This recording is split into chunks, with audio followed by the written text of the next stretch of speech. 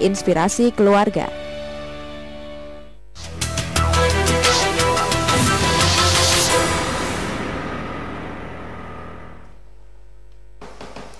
Berbicara soal anak ini pasti memang nggak akan ada habisnya. Justru kita sebagai orang tua itu pasti ingin menggali lebih dalam lagi. Kali ini ketika dikaitkan dengan musik, kalau tadi di awal saya sempat menyebutkan, sebagai orang tua mungkin saya pun juga sempat merasakan agak susah untuk bisa memilihkan lagu yang cocok untuk anak kita. Jadi mungkin satu hal yang jadi pilihan kita sebagai orang tua itu adalah dengan mengambil stok lagu-lagu lama yang mungkin itu dulu sudah kita konsumsi ketika kita menjadi anak-anak. Atau mungkin pilihan berikutnya adalah mengadopsi lagu-lagu barat, lagu-lagu bule yang boleh dikatakan untuk urusan lagu anaknya itu akan jauh lebih update dan sebagainya. Kadang banyak orang tua yang berpikir seperti itu. Tapi saya ingin tahu juga bagaimana pendapat kedua narasumber saya. Kak Anyi, monggo bisa ditambahkan. Kalau menurut Anda benar nggak kita itu sangat minim untuk punya lagu-lagu anak, Kak?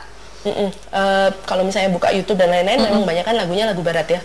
Kalau lagu anak Indonesia sendiri ujung-ujungnya paling balik lagu-lagu lama atau gitu, lagu anak yang nggak ramah anak. Jadi cuma dipaksakan urusannya itu performance saja, tampilan nyanyinya bisa gitu, atau masalah tampilan, aransemen gitu. Poin pesan-pesan positifnya tadi betul nggak banyak tersampaikan, apalagi Indonesia. Masalahnya kan konteks budaya barat dan Indonesia itu sebenarnya berbeda. Kalau mau ditarik lebih jauh lagi, konteks masing-masing keluarga itu punya value yang berbeda-beda. Jadi sebenarnya nggak apa-apa ngadopsi lagu barat atau misalnya pakai lagu-lagu lama mungkin lebih aman. Atau kalau mau sebenarnya orang tua bikin aja sendiri gitu. Bikin lagu sendiri tuh nggak sesusah itu. Toh sebenarnya itu bukan untuk diperjualbelikan, itu hanya untuk anak kita. Karena lagu anak-anak juga yang barat juga kalau di download di short di browsing di YouTube sebenarnya lagu-lagunya juga lagu-lagu lama. Ya itu dulu istilah untuk anak-anak mereka nursery rhyme. Jadi lagu yang turun-temurun diturunkan, lagu anak-anak seperti kita juga sebenarnya kan ada gitu, Nina Bobo seperti itu. Tapi mereka menggarapnya dengan serius gitu loh. Jadi pengembangannya juga ada. Jadi ada risetnya orang-orang untuk lagu anak. Nah, mungkin yang membedakan sekarang lagu anak itu dilihatnya sekadar sebagai hiburan, padahal harusnya sekarang mulai dari segi pendidikan harus seperti bikin modul pelajaran gitu sebenarnya dipikirkan. Kak Ibu, sebelum kita lanjutkan saya ingin menambahkan, kalau Anda tadi menyebutkan sebenarnya sama kondisinya antara mungkin di barat dan juga di Indonesia. Sebenarnya lagunya itu juga lagu-lagu lama yang diadopsi kembali. Apakah memang sebenarnya stok yang dimiliki pun kondisinya juga sama? Karena kalau kita melihat lagu-lagu barat itu justru inovasinya tetap jauh lebih bagus. Bagaimana Anda bisa menjelaskan itu, Kak? Itu dia kayak bikin, saya bilang kita seperti bikin modul materi pendidikan. Disesuaikan, diupdate setiap ada perubahan zaman gitu. Nah, yang dimaksud itu pesannya yang tetap pesannya sama. Pesan positifnya pesannya tetap sama. Lagu-lagu baru bermunculan tapi sebenarnya pesan positifnya tetap sama. Gitu. Nah, kalau di kita kan tadi pesannya kan bergeser kan? Dari yang tadinya pesan positif kemudian kan jadi pesan yang loh, ini apa pesan nih lagu apa nih gitu. Kalau di sana tuh pesan positifnya sama tapi kembangannya jadi berbeda gitu. Jadi lagu baru dengan pesan yang tetap positif gitu. Muatan pendidikan seperti apa sih, Kak Ibu? Anda tadi sempat langsung menyinggung ada muatan pendidikan harusnya yang sudah mulai dimunculkan. Bagaimana itu? Iya, sesuai tahap perkembangan anak gitu kan. Kita lihat apa sih yang mau diajarkan kepada anak pada masa melalui musik pada tiap perkembangan. Jadi kalau masih masih belum bisa bicara tahap perkembangan umur awal gitu ya. Kita memberi musik-musik yang memancing mereka untuk ceria, untuk misalnya gini deh Mbak, ada contoh lagu yang satu-satu aku sayang ibu, dua-dua juga sayang ayah itu sebenarnya lagu untuk anak usia dini sekali gitu. Kalau diperhatikan tidak ada pengucapan huruf R di dalam lagu itu.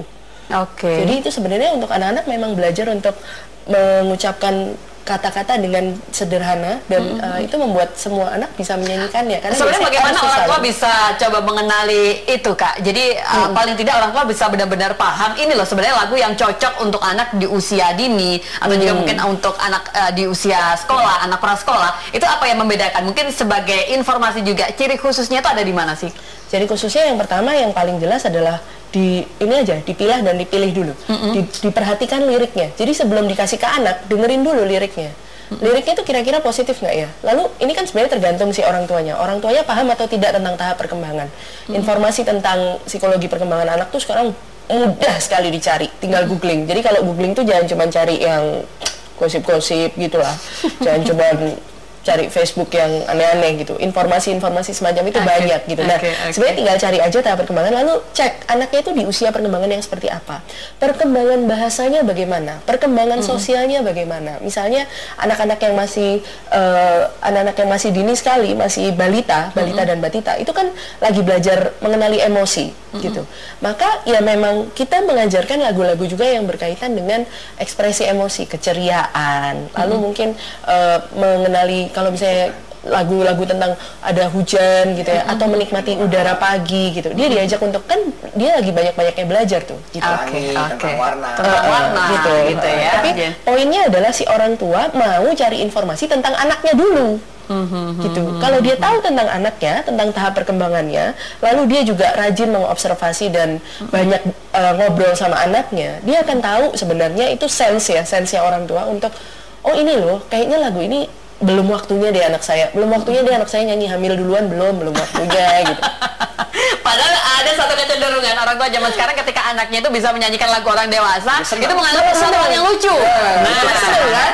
Padahal liriknya itu dia nggak ngeh gitu. Oke, baik. Nanti bisa kita lanjutkan kembali dan kita harus break sebentar, pemirsa. Jangan beranjak dari tempat Anda untuk BBS Talk, hari kembali setelah yang satu ini.